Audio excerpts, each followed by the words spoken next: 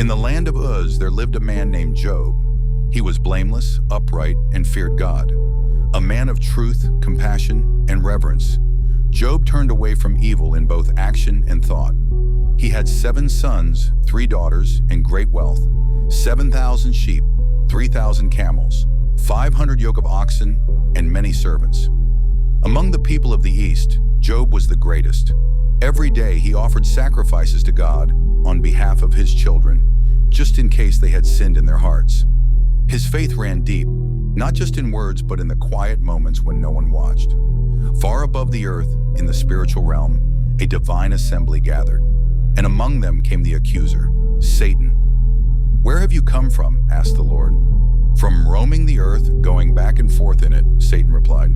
"Have you considered my servant Job?" God asked. "There is no one on earth like him." Satan smirked. "Does Job fear God for nothing?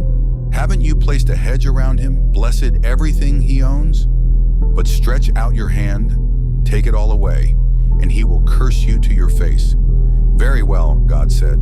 "Everything he has is in your hands, but do not lay a finger on the man himself." That day, as the sun beat down on the fields, chaos struck. A messenger rushed to Job, breathless. The oxen were plowing and the donkeys grazing nearby when raiders attacked. They killed the servants. I alone escaped to tell you. Before Job could respond, another man arrived. Fire fell from the sky. It burned the sheep and the servants with them. I alone escaped to tell you. A third ran in, his voice trembling. Chaldeans raided the camels. Your servants are dead. I alone survived. And then, the final blow. Your sons and daughters were feasting. A mighty wind struck the house. It collapsed. They are all gone. Job fell to the ground. He tore his robe, shaved his head, fell to his knees, and he worshipped. "Naked I came from my mother's womb, and naked I shall return. The Lord gave, and the Lord has taken away. Blessed be the name of the Lord." In all this, Job did not sin, but the accuser was not finished. "Skin for skin," Satan challenged. "Strike his flesh, and he will surely curse you." "Very well," said God. "He is in your hands, but spare his life." Painful sores broke out across Job's body, from the soles of his feet to the crown of his head. He scraped his skin with shards of pottery, sitting alone in ashes. His wife approached, unable to bear the sight. "Are you still holding on to your integrity? Curse God and die." But Job replied, "Shall we accept good from God and not trouble?" Still, he did not sin in what he said. 3 friends heard of Job's suffering, Eliphaz, Bildad, and Zophar. They came to comfort him, but were struck speechless at the sight. For 7 days and nights they sat with him in silence. At last Job broke. He cursed the day of his birth. "Why did I not perish at birth? Why is life given to those in misery?" Eliphaz spoke first, urging Job to consider. "Who, being innocent, has ever perished? God does not punish the blameless. You must have sinned." But Job insisted, "I have done no wrong. My complaint is bitter. If only I could speak with God." Bildad urged him, "Repent, and perhaps God will restore you." Zophar was harsher. "You claim purity, but God sees deeper. Turn away from sin."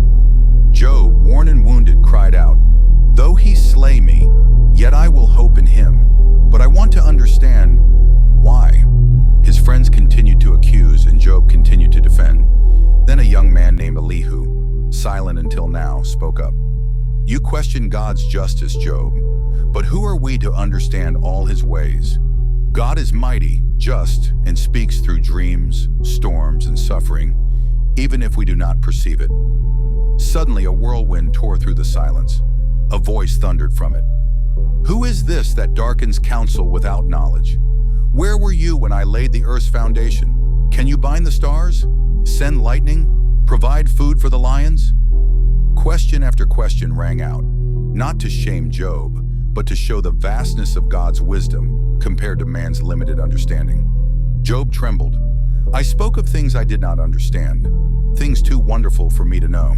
My ears had heard of you, but now my eyes have seen you. I repent in dust and ashes."